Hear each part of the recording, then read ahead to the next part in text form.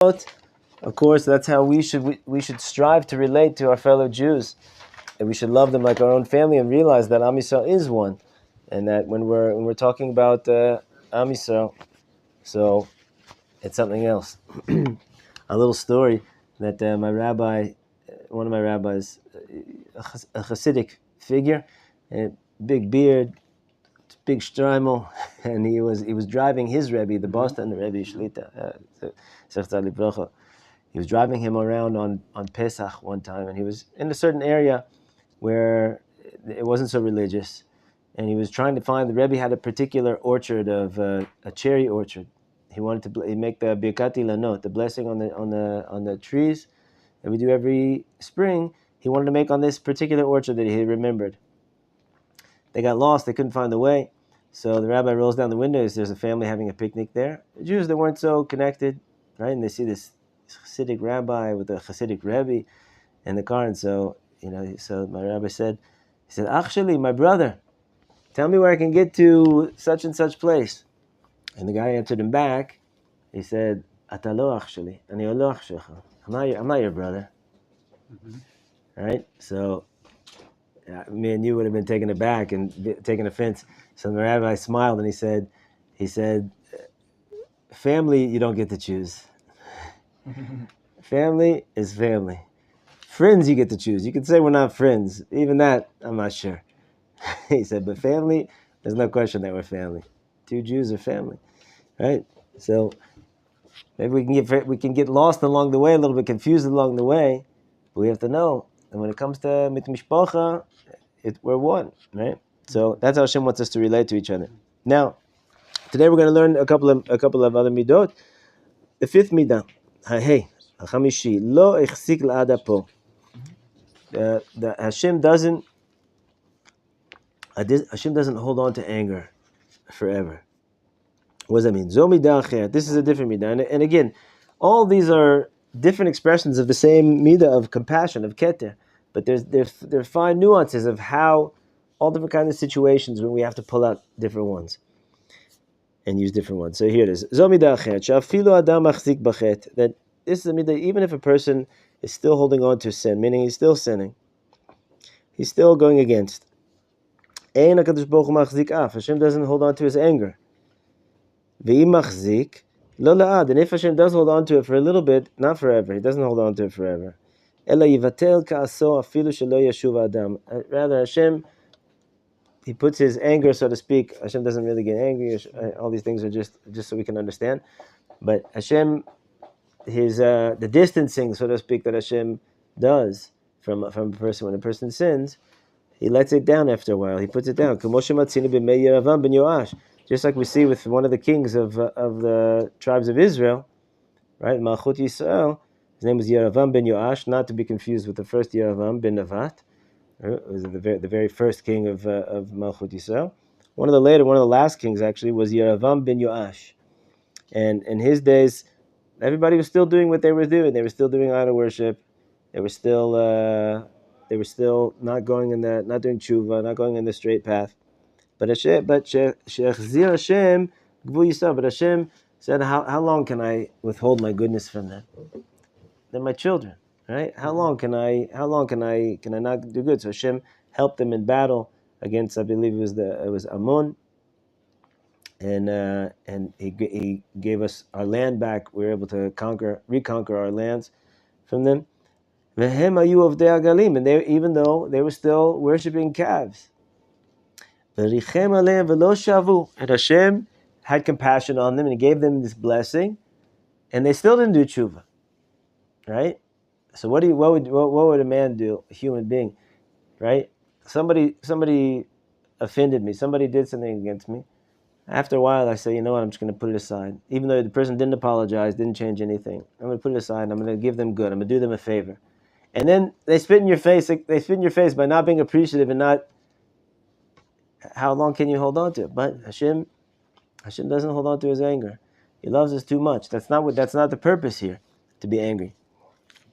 We'll see a line in just a second at the end of this paragraph, which explains that.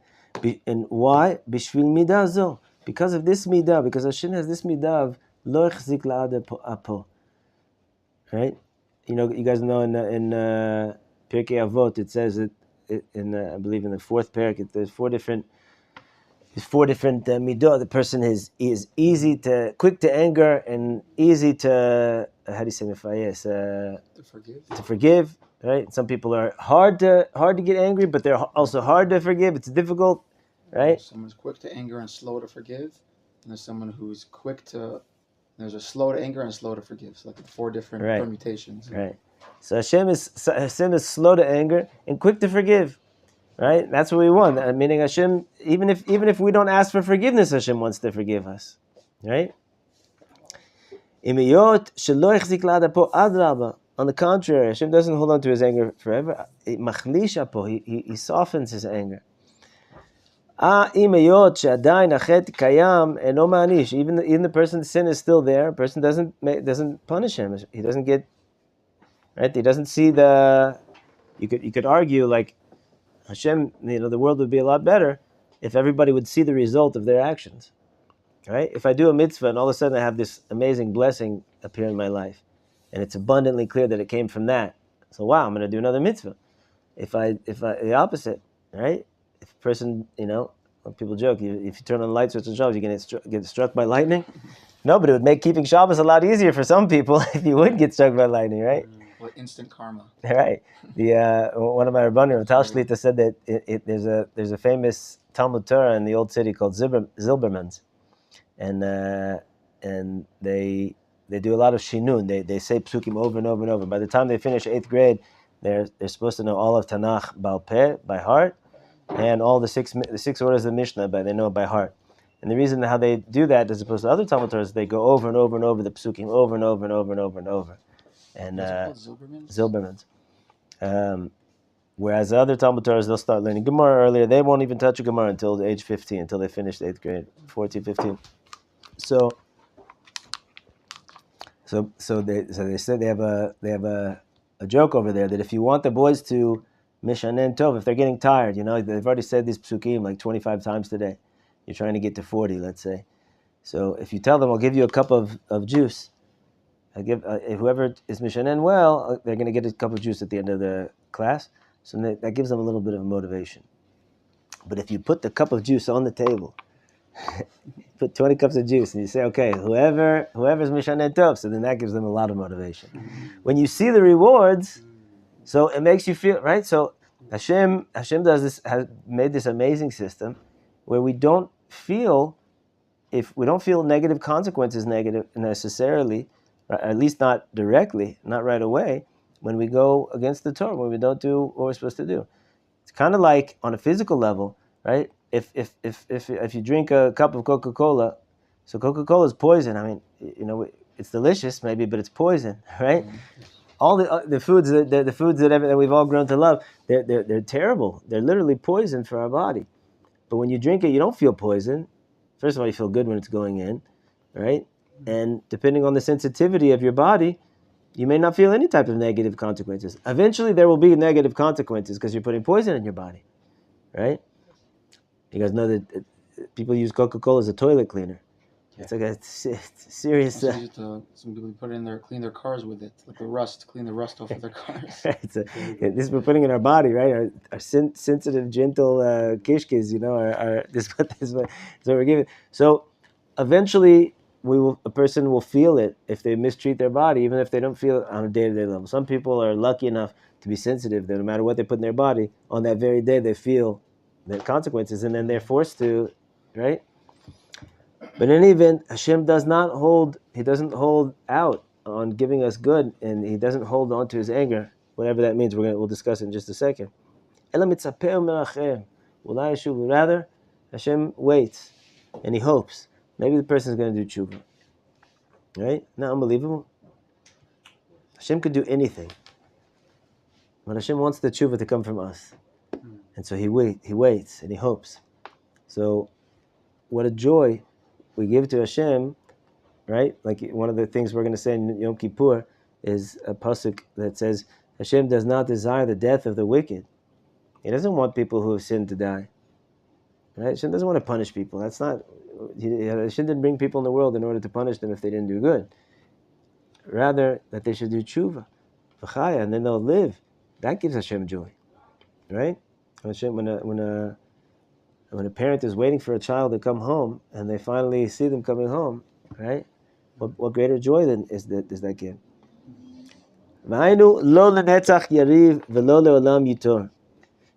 Rather, like the pasuk says, not forever does Hashem fight with us. And Hashem doesn't hold a grudge forever. Ela, and this is the most key sentence here. Ela HaKadosh Baruch Hu mitnaheg berakut uvekashut hakol letovat Yisrael.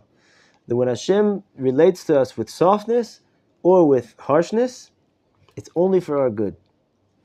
Hashem, meaning, if you go into a prison, you'll find, and this is not against anybody who's a prison guard or anything like that. We've had students who've been prison guards, beautiful, delicious people.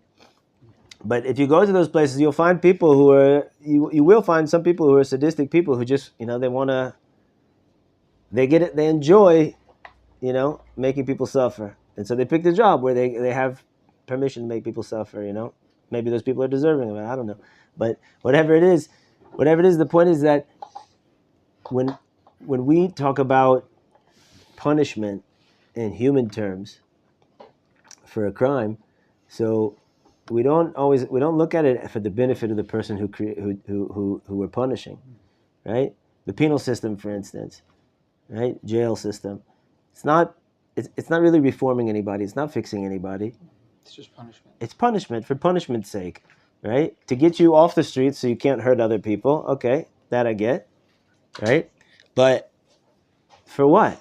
You're in there to suffer. Now you have to suffer, right? We have something called tshuvat mishkal. If I sinned and I got level 7 pleasure, so I have to have level 7 feeling of regret and desire to come back to Hashem, and then that evens it out, right? But if a person did such in society, he sinned in a certain way, he broke a law, so now he has to suffer to a level 7 degree. For what? Right? There's a consequence, right? Huh? There's a consequence in what you did. That's the consequence, but what did I do? What did I accomplish for that? Do I feel better now? Now my tax dollars went to, or my tax shekels, or my tax euros, or whatever, it went to a police officer to make sure to punish this guy every day for 30 years. In order for what? Nothing was fixed. Nothing was fixed. The family that he hurt, maybe they have a little bit of comfort. I don't know. After 30 years, he's going to get out, and then what? Right? The point is that the punishments, and this is true in all levels. In school, if a person doesn't do it and they make you write on the board, I will not come late to class 500 times. Right? Is that really for the child's benefit? I mean, it's supposed to be a deterrent. I'm trying to deter you from doing it again, so you'll keep in line. Right? Yeah.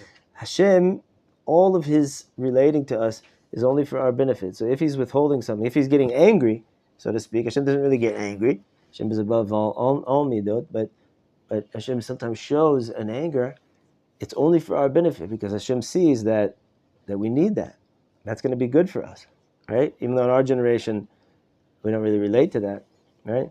I think we said before that the Rambam says that there's a time and a place for every midah, for every quality, every character trait, except for anger.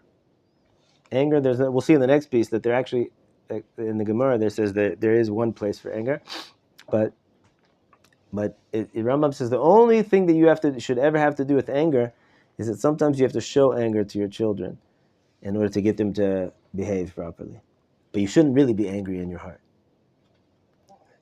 Try that one at home, gentlemen. That one's not an easy one. It's not easy. Not easy, right? But Hashem fulfills that, so to speak. Hashem is not really angry. Hashem loves us, right? Like we said before, we're Hashem's family. Hashem sustains us no matter what we're doing. And look here, Hashem, even though sometimes he has to show us an angry side, an angry face, in order for us to do tshuva, but he can't hold on to it for too long. He doesn't hold on to it for too long. And this is a midah that we should take upon ourselves to try to behave this way with our friends, with our fellow Jew. Even though, according to whatever a certain situation you're in, it might be, it's like it's your right to be angry. Yeah, he did something bad, right? and then that you should rebuke them, and they would be rebuked. Not because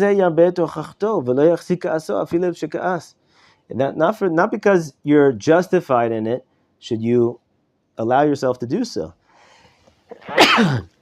Meaning, you'd ask 10 people, and 9 out of 10 people say, "Yeah, you're justified. They're wrong. You need to rebuke them."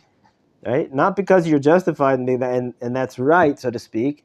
Should you hold on to that and do it and hold on to your anger, right? Because of the principle. Rather, you should nullify your anger. Don't hold on to it. Even if you got angry. I mean, he stresses here, even if you shouldn't get angry, right? A person who's really striving to connect to God, even to strive for this level, we shouldn't have anything to do with anger. No moment should be able to get us angry because I'm always living with God, right? The guy cuts me off on the highway. I'm living with Rabbi Shalom. I'm going to get angry about it. Baruch Hashem, I'm alive. Baruch Hashem, nothing happened. Hashem should help that person drive more safely, right? I'm going to get angry. What's that going to do, right? But even if you did get angry, okay, so now what do?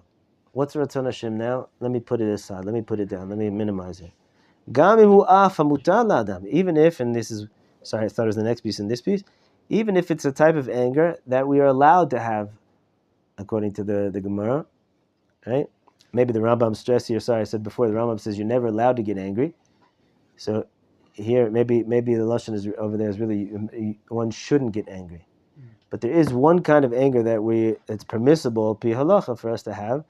And this is what it says about the pasuk. If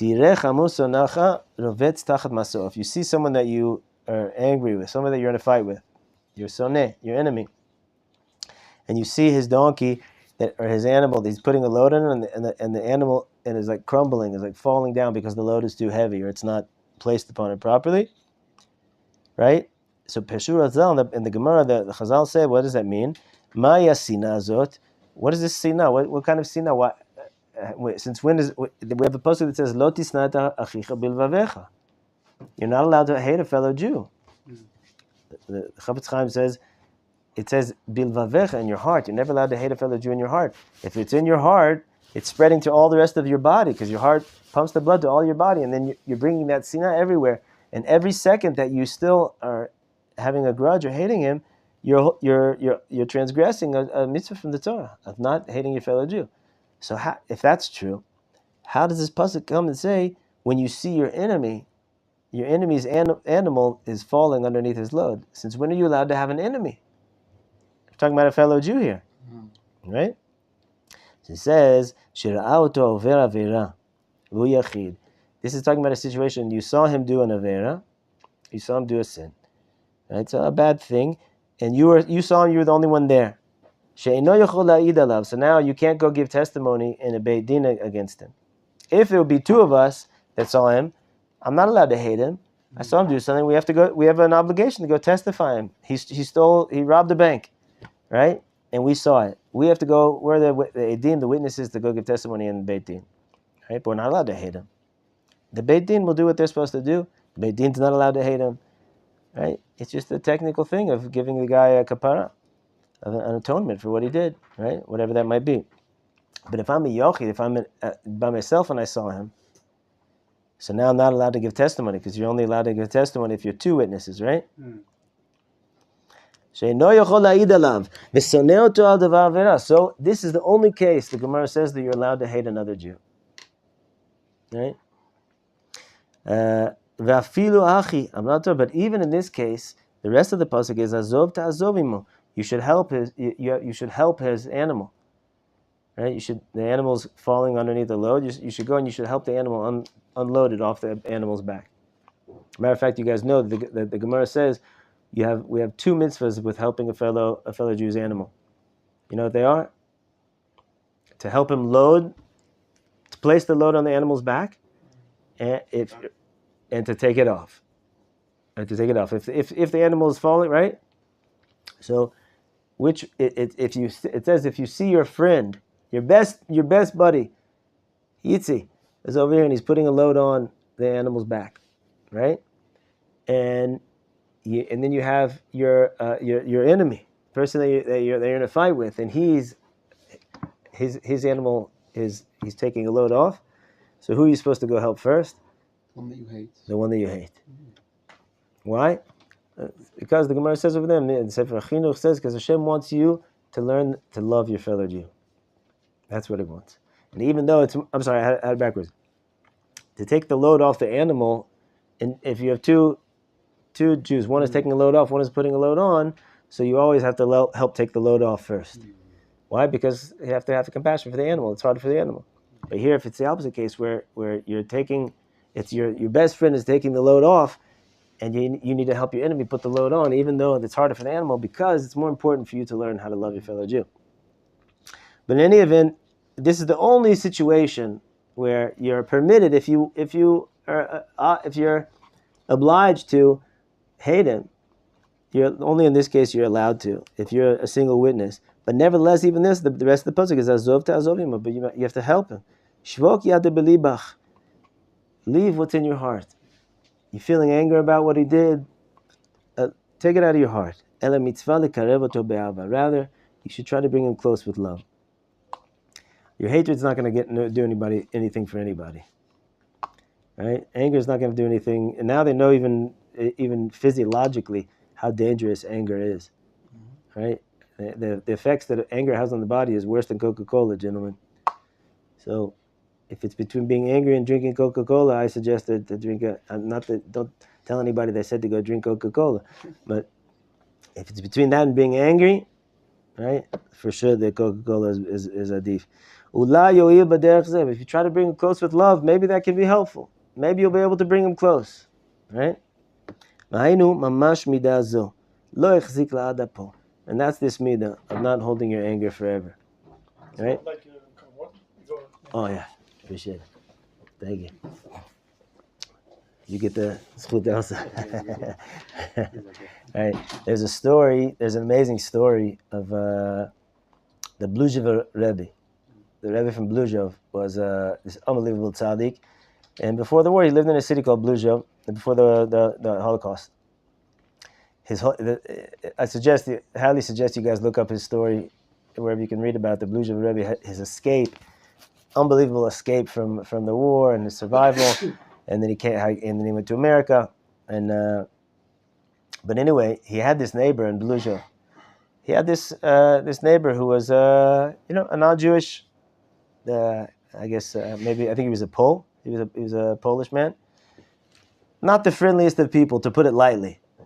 Right? And every morning the Rebbe would pass his house to go to shul. And it happened to be that every morning at the time that the Rebbe was passing his house, there this I think Herman, I think was his name. Right? Herman. Something like that. He was thank you very much. And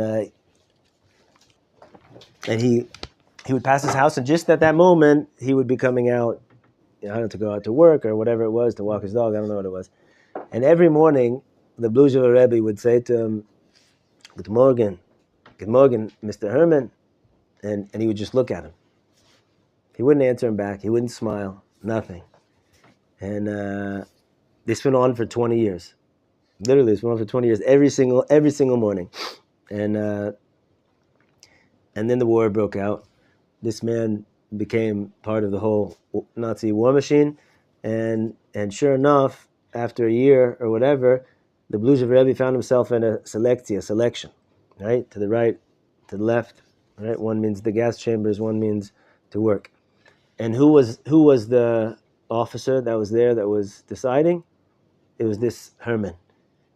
And so the Bluzhev Rebbe walks up to him after a year of terrible suffering and running for his life and everything. And he walks up to him with a big smile. And he says, Good morning, Herr Herman. and then he smiled for the first time, and he sent him to the side of the work camp. And literally saved his life. All those years of saying good morning, right? So we're not doing diyun l'kav zchut. We're not judging favorably that terrible officer and what he did. He has his own reward, right, for his actions. But the point is that when you use the midah of love, even for someone so terrible, someone so disgusting, even then sometimes they can bring a little bit of compassion into the world, and and eventually that's what saved the Bluzhever Chassidus and the Rebbe, who was a tremendous tzaddik. So, and the truth is we could say a million stories about how using the midah of love brings people close, and not the midah of anger, especially in this generation. Right? I just actually someone sent me an email or something a couple of weeks ago about a Slonim Chassid who his daughter started leaving the derech. She went off the derech. She started keeping mitzvot. In the Hasidic world, that's very, the Hasidic world of all the different groups are the most still like shamur, the most protected and insulated and everything. So when one of them goes off, it's very shocking. And it's more rare than it is in most other groups. So she went off, and so the father didn't know what to do. He went to the Rabbi, who was the Netivot Shalom, and he said, "Listen, you're my chassid. I want you to do what I'm telling you to do. You love her no matter what. You give her money, even if she's going to use it for terrible things. You give her money. Your door is always open to her. She's always in the house. Compliment her all the time. Tell her only good things. Show her only love." And tell her how much you believe in her. That's it. Don't rebuke her. Well, by giving her money, you support her way of life. That's not what I would do. Right. It's like every time you see somebody on the street, should I give them tzedakah? I don't know what they're going to do. Once I was in Austin, Texas, and there was a guy, I appreciated this very much, a guy on the side of the highway with a sign. It said, "I'm not going to lie, I need beer." Right, and he was I would give him money more than somebody else. for the honesty, yeah, right? Because he's honest. Right. So the Rebbe told him the following. The Rebbe told him, my father-in-law, who was the previous Rebbe, everybody knows he grew up in Devorah. In Devorah, the Jews were very, very stark, very, very strong, very strict, very harsh in their right. Even though the Rebbe was very, very sweet, but it was also in his chinuch, the way he educated was very strict. And he had a daughter that went off. The Rebbe's own daughter went off, and the Rebbe cut her off. And I don't know if he literally cut her off, but he was tantamount to cutting her off. And the current Rebbe said, if that was the only argument I ever had in 50 years with my father-in-law. It's the only argument I ever had with him. I begged him, bring her back with love. Give her love. If you give her love, she'll come back. And he didn't do it, and she never came back. He said, I'm telling you, with your daughter, even though it goes against the old school way of thinking of education, how to do it, I'm telling you, she'll come back. It took a couple of years. She came back. There's another story. Sorry, this is a wild one. Rav Asher Freund was this amazing tzaddik in Yerushalayim who was very out of the box in many ways, and he was Meir Sharim. Grew up his chassidim were in Meir Sharim and everything, but everyone that was broken ended up coming to him, and he was a healer of broken people.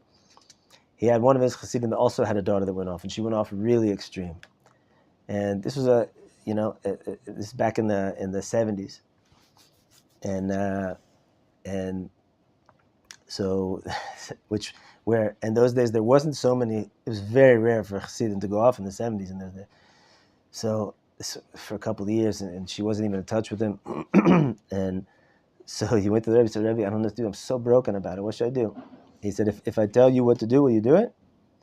He said, anything. He said, you promise me? I said, yeah. He said, this is what I want you to do. I want you to go get a motorcycle driver's license. He never driven a car before. So I want you to get a motorcycle driver's license. I want you to reconnect with your daughter and tell her that you're taking her on a trip to America, cross country on a motorcycle. How did the Rebbe even know about such a thing? I have no idea. He said, Rebbe, kidding me? Like, I've never been on a motorcycle. First of all, it's a sakon, it's dangerous. I've never been out of Eretz Yisrael. I don't have money to even get a driver's license, all the more so for a ticket. What are out to do that? And like, I'm a chassid. I'm going to go driving around on a Harley Davidson with my daughter who's wearing next to nothing, like all across America. He said, you told me you're going to do what I told you to do. So he did it. He did it. Mashiach in the cup, right? Crazy. He did it, and the daughter did tshuva. Right? The way of our generation doesn't relate. In the old days in Europe, they used to pay people to come to town and to give them mussar, to give them rebuke. Rabbis would stand up in shul and they would give rebuke, fire and brimstone. You're going to go to Gehenna, you're going to burn. People loved it. It inspired them and motivated them. There's nothing wrong with that, right? Everybody needs motivation. Whatever, for some people that works. Our generation, it doesn't work anymore, gentlemen. It just doesn't. I wish it did, because our books are full of it, and we've got a whole shefa of a history of it. But it doesn't work anymore. The Rebbe's saying here, you should try, put away your anger, put away whatever it is, even if it's justified. Put it away, and just try with love to bring them close. Maybe it'll help. Okay, that was the fifth midah called Lo Yachzik La'adapo. And now the sixth midah, with our last remaining minutes here. You guys have energy? You guys strength? Yeah? To do one more midah? Yeah? Okay, this midah is called Ki Chafetz Chesed. This is one of my favorites. Because Hashem desires Chesed. So what do you got? Where do you think he's going to go? Where do you think the Ramak is going to go with this one? Any guesses? That we should, be doing Chesed for all people, and with ourselves. He got it on the head. You nailed it. Here we go. Kfar pirashna b'mkomo. We already, says the Rabbi, we already described this midah in his other Sefer Pardes Rimunim. Over there, it's in a chapter called Shar HaHechalot, which is actually a very famous chapter of Pardes Rimunim. It's called the Gate of Chambers. Chambers. Now, when we talk about spiritual worlds and different things that go on in the heavens, so a lot of times in the Zohar and later Sefer and Kabbalah, it calls them chambers. There's different chambers. There's the chamber of Rashi. There's the chamber of love. There's the chamber of Tshuva. The chamber of Nagina. The Heichal Nagina. Listen to what he says here. Sheyesh Heichal Yadua Shel Malachim HaMemunim Lekabel Gmilut Chasadim She'adam Oseh Ba'olam Hazeh. There's a certain chamber in heaven. There's a certain place over there. It's not physical, of course. That is the place where angels who are created from our acts of chesed, of doing good and loving kindness with each other, they go over there, right? So if you daven a beautiful tefillah, so you create angels with that, they go somewhere. If you build a sukkah, you create an angel. If you hold an etrog, you create an angel. But if you do chesed, there's a special kind of angel, and they go to this special place of this heichal, for angels that were created from people's acts of chesed.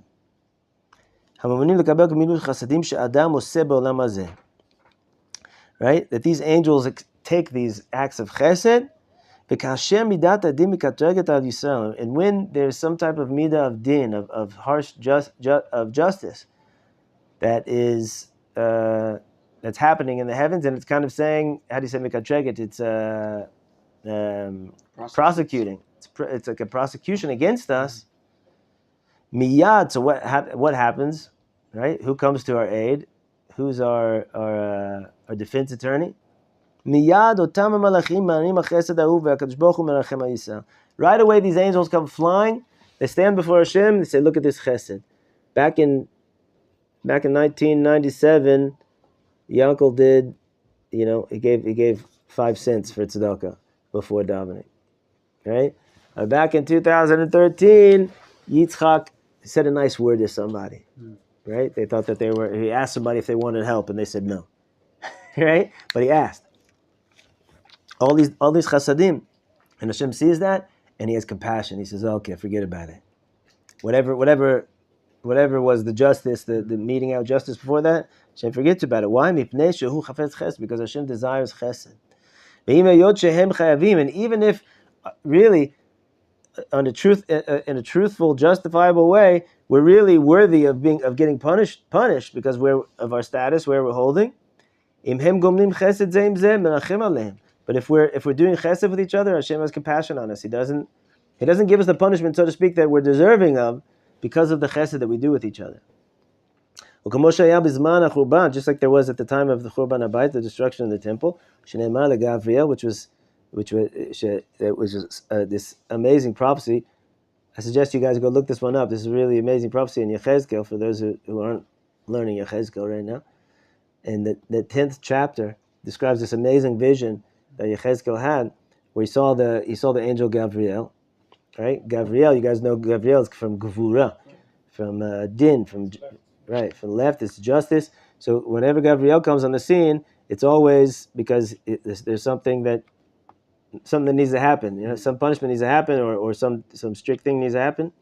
So it says, the pasuk says, "Bo'el benot legalgal." So Gabriel was sent to destroy Yerushalayim. He was sent with coals. They had the handful of coals to destroy, to set Yerushalayim on fire. And there's this whole discussion, and that the different angels over there. The truth is, the commentary says it's not 100% clear exactly what the psukim mean over there. This vision of angels, one of the highest visions that Yechezkel had. It goes down, and he takes fire from the Mizbeach, and he's going to set Yerushalayim on fire. The Hainu din gvura machut. He's going to mete out justice. Din mitchazek, and the din was getting stronger and stronger. Ad shebikesh lechalot et hakol. He was ready to destroy everything. Lekakeh betzatan shel Yisrael, which is a term that Chazal used, meaning to destroy Yisrael. Because they were really worthy of total destruction at that point, right? Uchtiv, and the pasuk says, "Ve'yira lekruvim tavnit yad adam tachat kanfeim." And then he saw these kruvim. He saw maybe it's the two kruvim on top of the in the Holy of Holies in the Aron, or maybe it was two different other kruvim that he saw, two different commentaries over there. That he saw a vision of a hand, a human hand coming out from underneath it. So what did that mean? Vaynu she'amar HaKadosh Baruch Hu LeGavriel, Hashem said to Gavriel, Hem gomlim chasadim elu im elu. The hand was a vision of them with an outstretched hand giving goodness to each other, doing chesed with each other. They were doing idol worship. There was murder. There was gilui arayot. There was inappropriate relationships. It was the worst of the worst. We were not in a good spiritual state, but people were still lending each other salt for making challahs for Shabbos. People were still doing kind things to each other. So ve'afim hem chavim. So Hashem said, like it says in the Midrash in Vayikra Rabbah, even if they're worthy of destruction, nitzolu v'haya lehem sherit. They're going to be saved, and they're going to survive. V'atam, and why? Mipnei shemidazu, because of this midah of ki chafetz chesed, because Hashem desires chesed. Let's say, what does it mean? What's the punchline? B'mesh Yisrael gomlim chesed ve'oto tzad maskil lehem. That Am Yisrael does chesed with each other, that's the side that Hashem remembers about them, that He pays attention to. Even if they're not kasher, if they're not really doing beseder and other categories. Excuse me. Right? So, and now concludes the Ramak, and he says, and therefore we should also take this midah on. And this one is interesting, the way he kind of takes it to another place also. Even if you see another person is doing something negative to you, he's angering you. If you see that he's good to somebody else, he's not good to you. But if you see that he's good to somebody else, or midah tova, or another midah tova, not even chesed, but any other midah tova, shemitnaheg kshura, that he does good in that midah, yaspik lo tzad ze levatel ka'aso me'alav, yetzel libo imo, yachpotz chesed. That should be enough for you to nullify your anger from him, and you should be appeased to him, right? You should forgive him with your heart. Your heart should be with him, yachpotz chesed, and you should want good for him, right? What does this mean? This is pretty amazing. I call this compartmentalization, right? Yeah, he's terrible to me, but he's wonderful to his children. Okay, what does that do for me? No, it's not about you. You're taking on Hashem's midah here of ki chafetz chesed. You want good. He's got a place where he's doing good in his life. It doesn't have to necessarily be chesed. Also, he says in midah. There's somewhere that he's good. He's kind to his mother. He's terrible. He's there, right? This doesn't mean like if Hitler Yamach Shemov Zofu was honored his mother, so we should This is talking about our fellow Jews, right?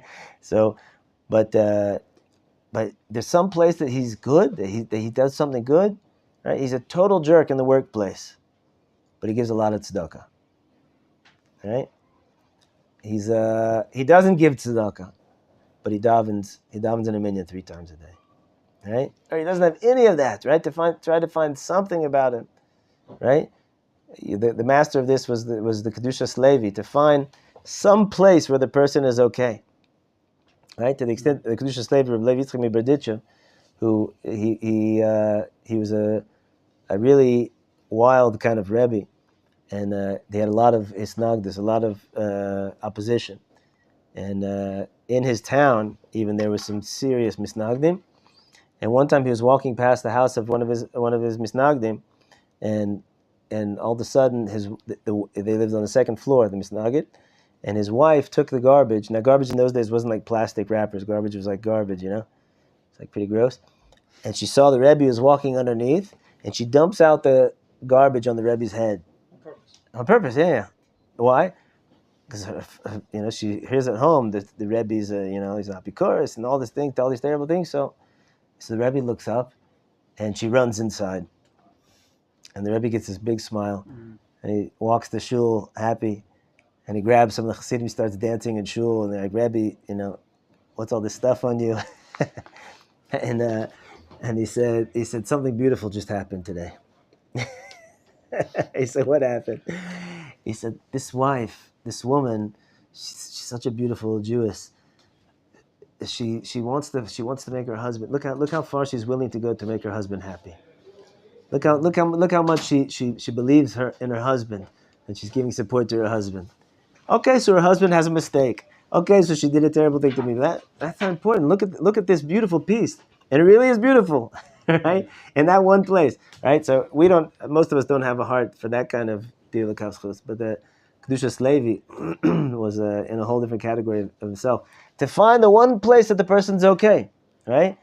Like another story, Rabbi was going out to shul, and he saw. There's a few different stories. I don't want to mix them up, but he saw someone fixing his horse's shoe, and he said, "Don't you know it's time to daven now?" And he said, "Yeah." He said, "You know if you're not allowed to do this before davening?" And he said, "Yeah, I know." He said, "And don't you know you're probably going to miss the minyan if you keep doing this?" He says, "Yeah, I know, Rabbi. I won't daven in the minyan." And he said, Rabbi Shalom, look at your beautiful children. They're so honest. The honesty, right? Gentlemen, is it true or is it not true? It's true. It's true. That's what the Ramak is saying to us right now. Find that place where the person is kosher. Find the place where he's good. He's got some goodness in him, right? He doesn't break the law, right? He fulfills the mitzvah of do not murder, right? So far he hasn't murdered anybody. Find the place and relate to him from that place. You guys remember this connects to the Torah of we learned in Likutei Moharan, of finding this one place, a nekudat tova, where the person is good in that one place, even if everything else is bad. Find that place, and when you do that, you actually change the person. You affect them. You can actually bring them to do tshuva, right? So that's what he says. It's enough for me that he has this one good. That's enough for me. We shouldn't need, what the Ramak is teaching us, that we shouldn't require that a person to be totally perfect in the way that I need him to be perfect. No. Maybe I need to not learn from his actions. Maybe I need to not be his best friend or not be his business partner, right? But I can still love him. I still care about him. Because I see the little good in him. And he finishes like this. He says, and all the more so we shouldn't ever get angry at our wives. It's never justified to get angry at a Jewish wife. We all do it every now and again. But just learn about it. It says, why could listen to how our sages said. What do you think they said the reason is why we should never get angry at our wives? Why is it, according to Chazal, a person should never get angry at his wife? Because women are very emotional and they take things very hard. She's very emotional, she takes things hard. And what I learned from Shalom Aru, she said you can break her in a Shema, because she's ready to serve, and if she found out she's lacking, she can go down, like what I remember. Beautiful. Any other answers? Because she gave birth to your children. She gave birth to your children. Yeah, she's taking care of your family. She's taking care of your children. But if she's not behaving properly, you You can put her, you can give her some Pets. replication or something like that, no? Some You can replicate to her sometime. You have to, no? As a rebuke her. yeah, not every time, but sometime you have to. Right. So you can strengthen her and you can give her words of encouragement, but it says we should never get angry at her. Anger specifically. And why? Listen to what they answer. Both elders' answers are great answers, and they're true. But listen to this. This is even less than that. It's kind of like what you said. It's enough for us that they raise our children, right? Nursing the baby, taking care of the children. And they save us from sin. What does it mean they save us from sin? That we have a wife, right? And that means we're not, busy looking at other women, right? Hopefully, right? That's enough. That's enough, meaning they might be terrible, terrible women in every other category except for those two categories, right? And that's enough. You should still never be angry at her. You should still always love her because that's enough. Meaning they're telling you, Chazal telling you, compartmentalize. Find the nekudat tova. Right? Kach yomar al kol adam. This you should look at this in this way to every single person. Dai li b'tova ploni chasali. It's enough that this tiny little good that he did for me once, with somebody else. Imploni or midah tova ploni sheyesh lo, or he has another good midah, another good character trait. V'yechafetz chesed. That's what I want, right? Now think about it. It kind of feels like you're turning a blind eye, right? Person's a jerk. Pardon my French, right? Person's not a nice guy. And I'm saying, no, really, he's nice. He's sweet. He's sweet to his father, right? He puts tefillin on every day. Okay, but aren't you turning a blind eye? Yes, you're turning a blind eye. And this is a place that it's appropriate to turn a blind eye. And because think about it. Is your job in this world to perfect him? Not at all, right? Should you try to help him be better? Yes. But what's the best way that you can do that? Is by seeing the good in him. Right? By seeing the good in him. And if you relate to him from a place of distancing yourself or being negative about him or judging him negatively, so all you're going to do is make him be worse. Right? Because it says in the Gemara that Risha'im mele'im charatot. Risha'im are filled with regrets all the time. What does that mean? They have a guilty conscience, just like anybody that would, if they do bad things, feels guilty about it. But they don't do anything. They don't. What do I do if I feel guilty? If I have charata, I apologize. I try to fix something, and then when I cleanse myself of that regret because I took responsibility for what I did. They don't take responsibility for what they did. That's where they're filled up with charatot, regrets that don't go anywhere. That just sit and eat at their heart. And when everybody judges them and says, "Oh yeah, here comes this guy again," right? So they say, "Yeah, okay, that's how you feel about me. So I'll show you. I'll show you even worse." And they find somebody that believes in them, right? Somebody that believes in it, and it's unbelievable. There's the Rav of Migdal Emek, Rav Grossman. Rabbi Grossman has this amazing story. For those who don't know, he went to Migdal Emek. Migdal Emek was the city with the most crime and murders in Israel, and he was a young man, 22 years old, I think, 23 years old, from Meir Sharim, never left Meir Sharim in his life, and he moved there with his wife to go try to save the town, and he did unbelievable things. There's a book about it. You can read the book about it. But What's his name, Rav? Rav Yitzchak David Grossman. I forget what the book is called. Maybe I'll remember in a minute. But there's story after story about people who were so far, so sunken deeply into badness and evil things, and the Rebbe went, and he believed in them, right? And there's even a story. I don't remember all the details, but the crazy story. Who basically the crime boss of the town, who everybody was scared of, and the Rebbe walked up into his house. He sat down with him and he had a cup of tea with him, and he said, "Why are you doing what you're doing?" And everybody was scared to talk to this man. And he said, look, it's hard to make a living. He said, and what do you need to make a living? He said, what would be ideal for me is if I could be my own boss, if I could have a truck. A big truck, and I could move things, and I could deliver things, and I'm my own boss, and I get to go all around Israel. That would be my dream. And he said, and the Rebbe said, if you would do that, you would leave, you would stop doing what you're doing? He said, yeah. He said, okay. The Rebbe goes to Yerushalayim, he sells his apartment, he buys a truck, and he shows up at his door and he gives him the keys. Here's your truck. I want you to stop what you're doing. I believe in you. Right? And he did. He stopped to clean up. He became the Rebbe's personal driver. But the Rebbe wasn't mevater. He didn't. It wasn't easy on him. You know, if I believe in you, that means I also hold you accountable. One time he misbehaved. He stole a sheep from Bedouins, and the Rebbe was in him with the car, and the Rebbe was arguing with him. Give it back to him right now, and he wouldn't give it back. So the Rebbe took him to the police, and he said. He stole from the Bedouins. The whole story. There's story after story about the Rebbe. We'll go to people who the whole world gave up on them. The whole world gave up on them. And he said, I'm not giving up on you. What did he see? What did he see that we don't see that caused them to come back? Right? If they came back, what does that mean? What does that tell you? That we shouldn't have given up on him. Because there was still something there.